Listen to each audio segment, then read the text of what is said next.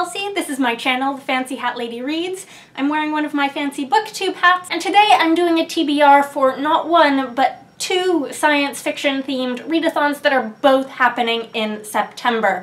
The first being Space Opera September, hosted by Thomas from SFF 180. I will link his announcement video in the Goodreads group down below. That one is running for the entirety of September. It's a month-long readathon, and it is going to be my priority readathon for the month. My secondary readathon that I'm participating in sort of because I feel obliged to, having done the first two rounds, is Tome Infinity and Beyond.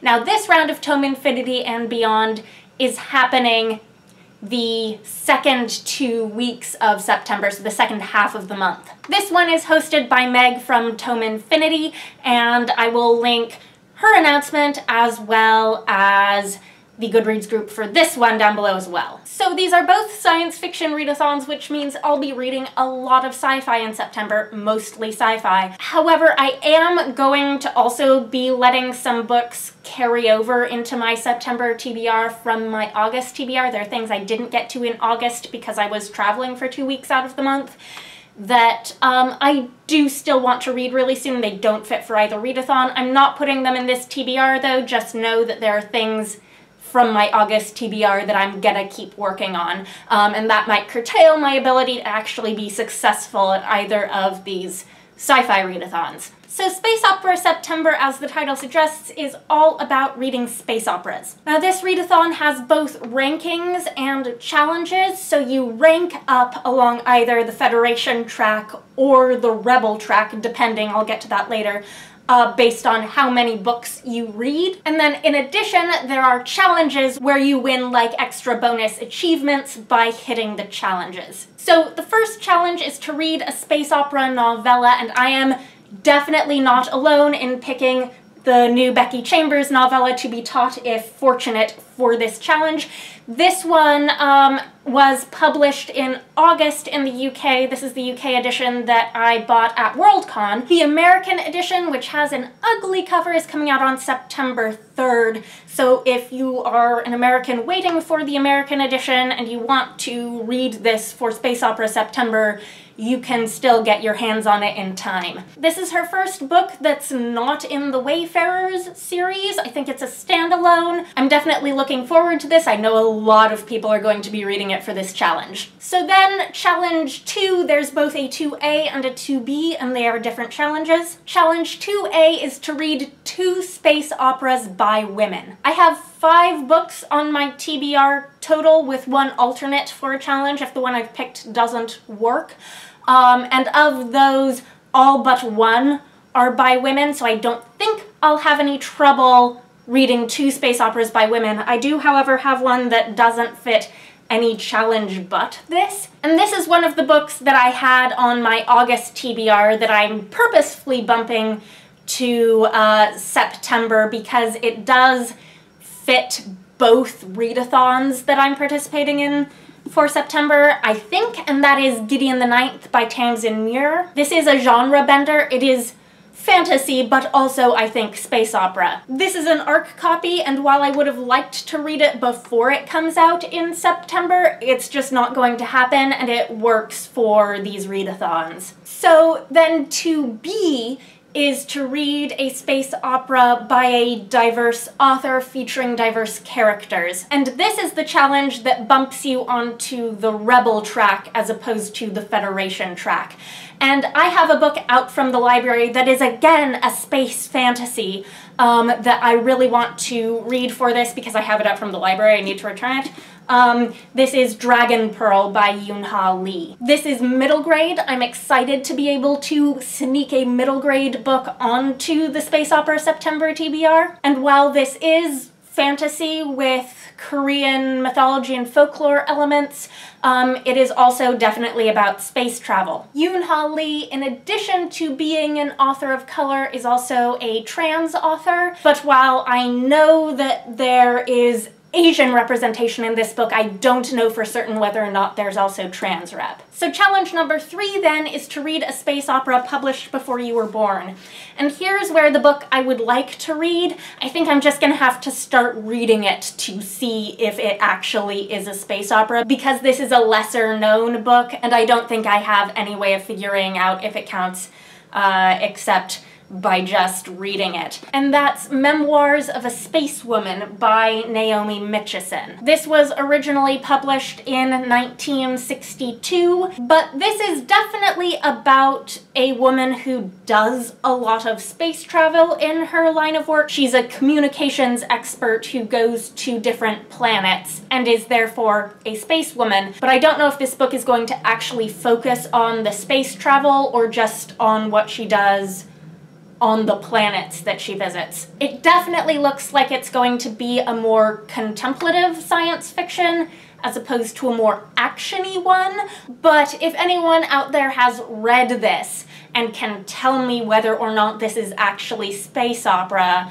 I would love to know that. But this is a very small book, so I would like it to count because my alternate book for this challenge is a chunker, and that's The Snow Queen by Joan D. Vinge. This was on the list of space operas by women that Thomas compiled in the Goodreads group for this readathon, so I am pretty sure it counts as a space opera. It is also a Snow Queen retelling, which is why I want to read it. But it is just like a bigger undertaking than I think I would want to do for a readathon, and yet not quite long enough to qualify for challenge number, what number is it? 4, the final challenge, which is to read a book, a space opera, over 500 pages. This edition that I have has some extra content, like a new introduction by the author and an interview at the end. But even so, it comes, this is so painful, to 492 pages. So painful. So close but no cigar.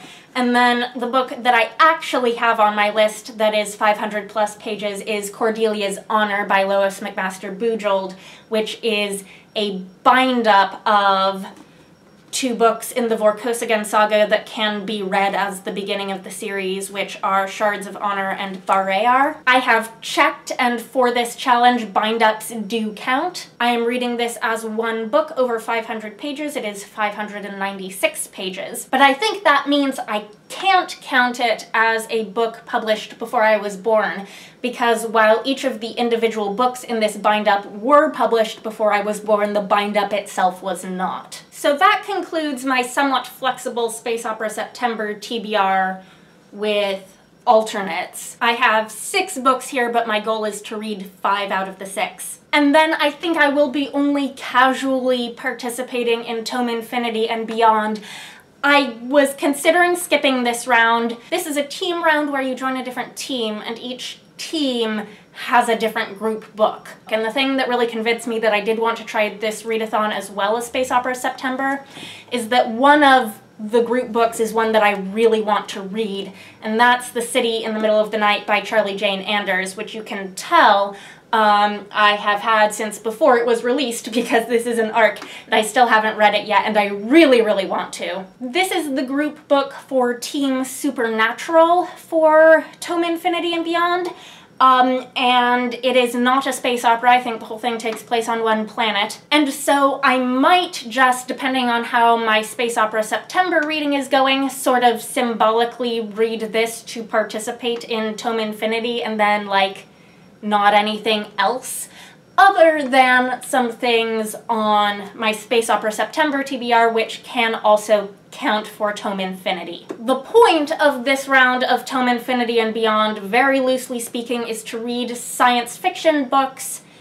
from or representing countries around the world. The sort of story of these rounds of Tome Infinity were that the first round was to get us off our dying planet and to go to different planets around the solar system using the different challenges. The second round was to build like a space civilization using the different challenges, and then the third round is, the theme is that we're using time travel to go back and save Earth, and to do this we're reading books that represent different places on Earth. And there are a lot of different extra challenges and whatnot that I'm not really paying attention to. The main thing of this round is that you can't count 2 books for the same country. And they're being relatively loose in what you can count as a book representing a certain country. Like, it works if the author is from there, obviously. It works if the book is set there. It also works if the book is, like, about that country or that culture. And I'm not totally sure if the group book, like, counts for the countries, because this book represents the United States. So I don't think I can read another book representing the United States if I read this group book. I'm not 100% sure that the group book counts that way, but I'm assuming it does. So then I can pull some things from that Space Opera September TBR that I can get to represent other non-US countries.